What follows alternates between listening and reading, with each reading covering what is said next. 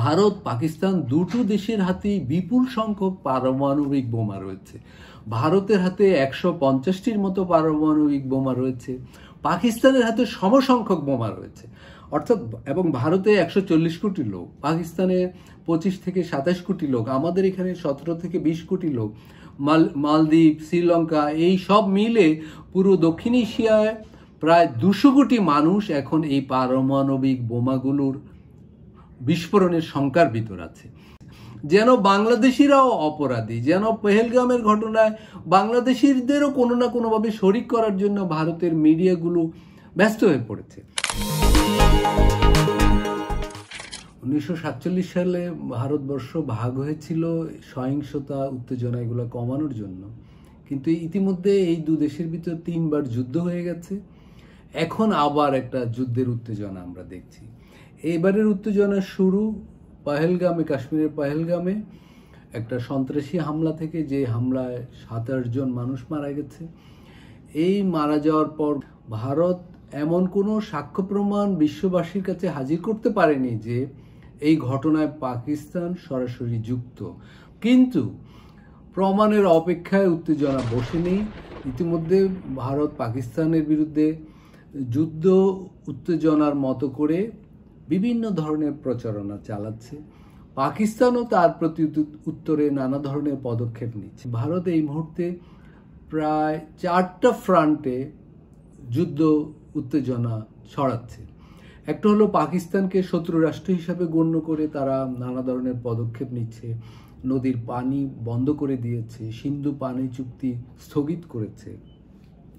দ্বিতীয় পদক্ষেপ ভারত যেটা নিয়েছে সেটা হলো তার দেশের সংখ্যালঘু মুসলমানদের বিরুদ্ধে। মুসলমানদের তারা সন্ত্রাসী হিসাবে আখ্যায়িত করে এক ধরনের সামাজিক ঘৃণা, সামাজিক বিদ্বেষ, তাদের অপর করে তোলা, তাদের নিরাপত্তাহীনতা বাড়িয়ে চলছে। তৃতীয় একটা উত্তেজনা চলছে যে ভারতে যারা সেকুলার শক্তি আছে, সেকুলার রাজনৈতিক দল আছে, তথা বিজেপি বিরোধী যে রাজনৈতিক দলগুলো আছে, তাদের সম্পর্কে বলা হচ্ছে সেকুলারদের ভারতে থাকার কোনো অধিকার নেই। চতুর্থত যে কাশ্মীরিদের বিরুদ্ধে পহেলগামের ঘটনা নিশ্চয়ই শত শত হাজার হাজার কাশ্মীরি করেনি, কিন্তু ঘটনার পর থেকেই যাকেই সন্দেহ করা হচ্ছে সেই কাশ্মীরির বাড়ি বোমা মেরে উড়িয়ে দেওয়া হচ্ছে, তার দরজায় তালা লাগিয়ে সিল করে দেওয়া হচ্ছে। ফলে কাশ্মীরিদের বিরুদ্ধে এক ধরনের যুদ্ধ চলছে। এই মুহূর্তে আমরা যখন এই আলোচনা করছি, সেই সময়কার ভারতের একটা অদ্ভুত বিষয় হলো সেখানে সরকার, বিরোধী দল, মিডিয়া, এমনকি সেখানকার বিচার বিভাগও একটা যুদ্ধ চাচ্ছে।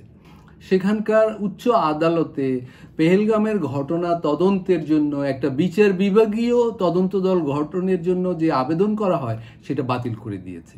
অর্থাৎ কেউই সেখানে চায় না পেহেলগামে কি ঘটেছিল সেটা তদন্ত করা হোক, সত্যটা উদ্ঘাটিত হোক।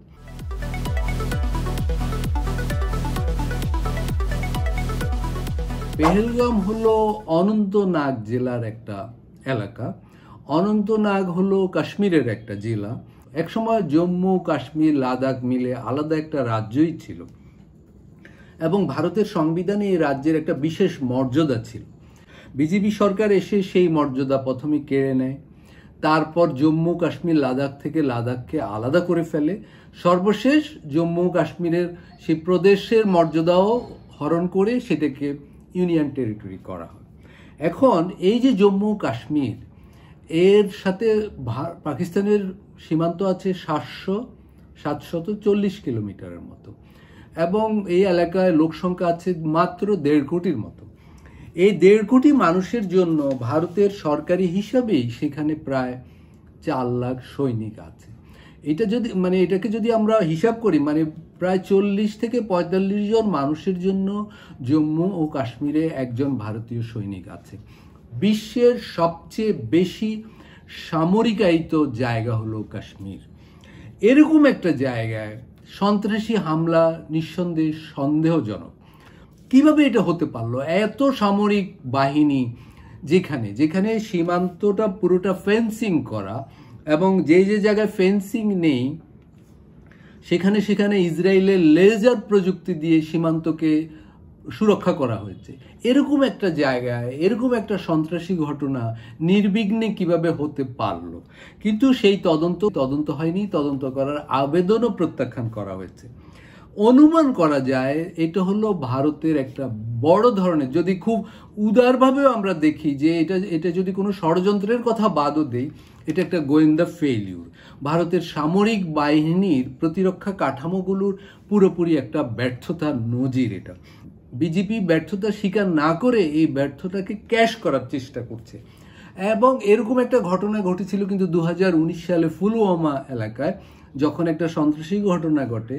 2019-এ ভারতে জাতীয় নির্বাচন হওয়ার কথা ছিল, হয়েছেও। সেই নির্বাচনে বিজেপির অবস্থা খুব খারাপ ছিল, কিন্তু এরকম একটা হামলা হয় এবং হামলার পরে বিজেপি সারা ভারতে এই হামলাকে ক্যাশ করতে এমন একটা হিন্দুত্ববাদী জাগরণ তৈরি করে, সেইটাই তাকে ভোটে জিতিয়ে দেয়। এখনো আবার ভারতের বিভিন্ন স্থানে সামনে নির্বাচন রয়েছে। বিহারে নির্বাচন রয়েছে খুব শিগগির, এরপর পশ্চিমবঙ্গে নির্বাচন হবে। এই নির্বাচনগুলো যাতে একটা সমস্ত হিন্দু ভোট যেন এক বাক্সে পড়ে, এই কাশ্মীরের পেহেলগামের হামলা থেকে বিজেপি এটাকে ক্যাশ করার চেষ্টা করছে। এবং বিজেপি পুরো গত 3বার ক্ষমতায় আছে, 15 বছর ক্ষমতায় আছে প্রায়।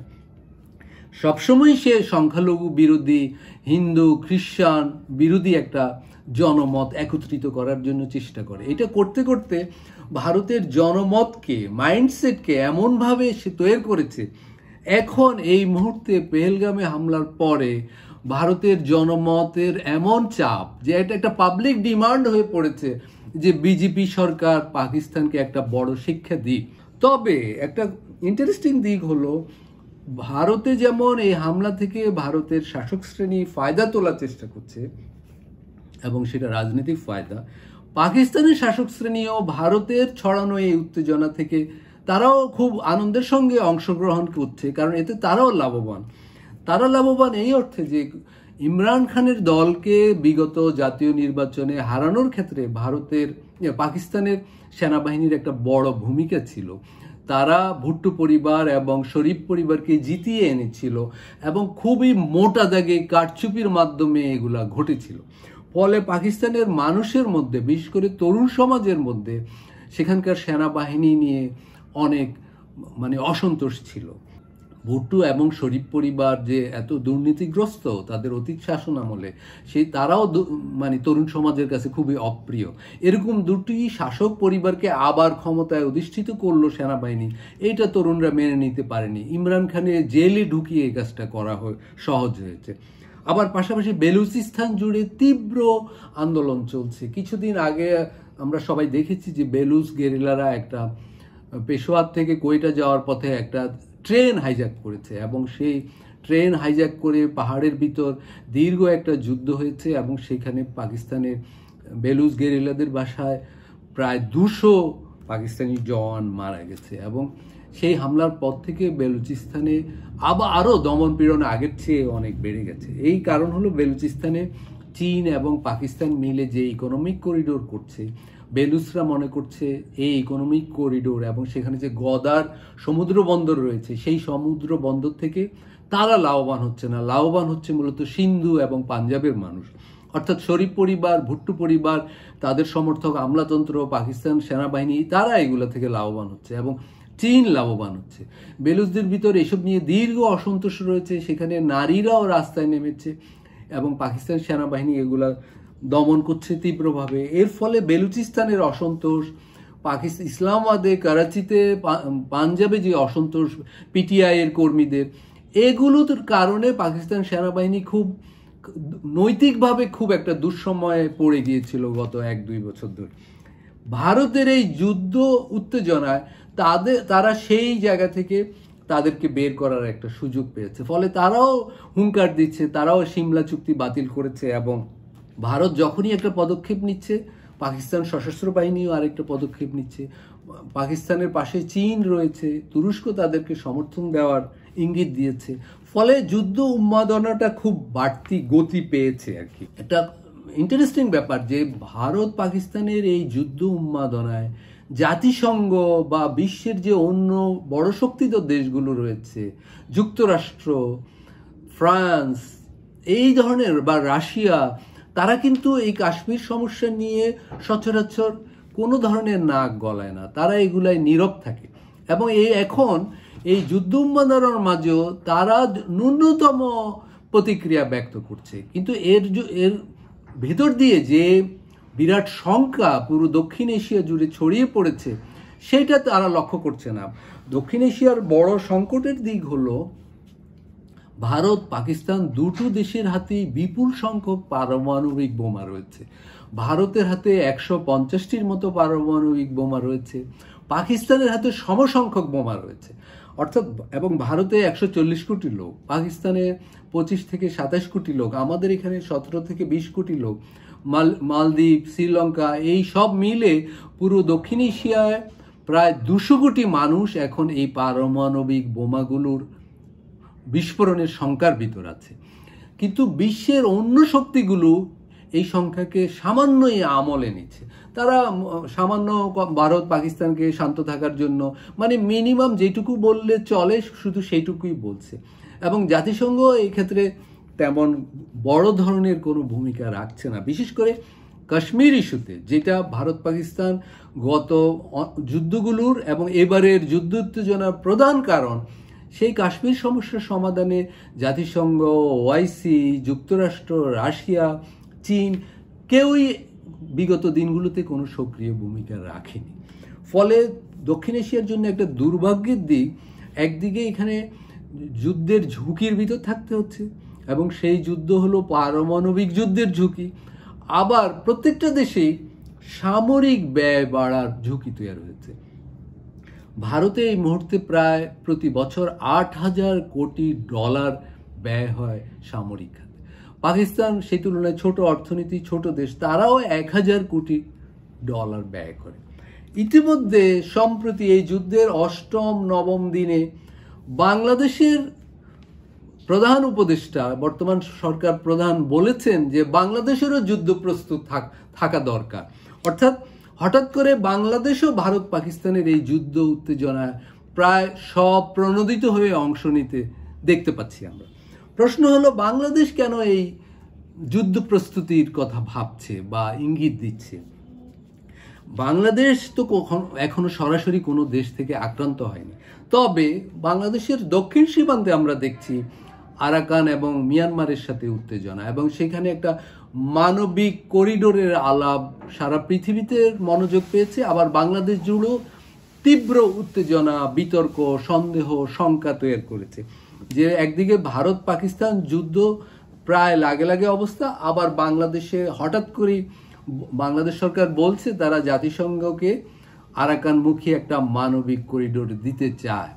এখন এখানে একটা শঙ্কার ব্যাপার যে আরাকান থেকে একটু দূরেই মণিপুরে আমরা জানি দাঙ্গা চলছে, চীন স্টেটে এবং মিয়ানমারের অন্যান্য প্রদেশগুলোতে গৃহযুদ্ধ চলছে, আরাকান আর্মি প্রায় 80-90 জায়গা দখল করে ফেলেছে। এরকম একটা জায়গায় বাংলাদেশ যদি মানবিক করিডোর দেয়, সঙ্গত কারণে এই মানবিক করিডোরের সাথে একটা সামরিক প্রসঙ্গ, নিরাপত্তাজনিত প্রসঙ্গ চলে আসে।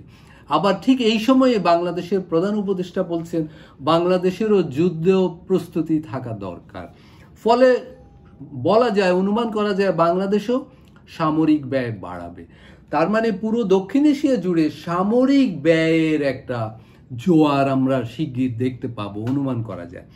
কিন্তু এই পুরো অঞ্চলটা কিন্তু বিশ্বের অন্যতম দরিদ্র প্রবণ এলাকা। ভারত এই মুহূর্তে বিশ্বের 4র্থ বড় অর্থনীতি বলা হয়, এবং পাকিস্তানও একটা গুরুত্বপূর্ণ দেশ, বাংলাদেশও গুরুত্বপূর্ণ দেশ দক্ষিণ এশিয়ার। কিন্তু এই পুরো দেশগুলোতে অর্থনৈতিক অগ্রগতির পাশাপাশি বিপুল দারিদ্র্য রয়েছে। ভারত পাকিস্তানের এই উত্তেজনায় সীমান্তে কারা প্রথমে বলি হবে? উভয় দেশের সাধারণ জওয়ানরা, সাধারণ মানুষরা। ভারত যে নদী চুক্তি স্থগিত করেছে তার ভিকটিম কিন্তু আজাদ কাশ্মীরের সাধারণ মানুষ, পাঞ্জাবের এলিটরা নয়।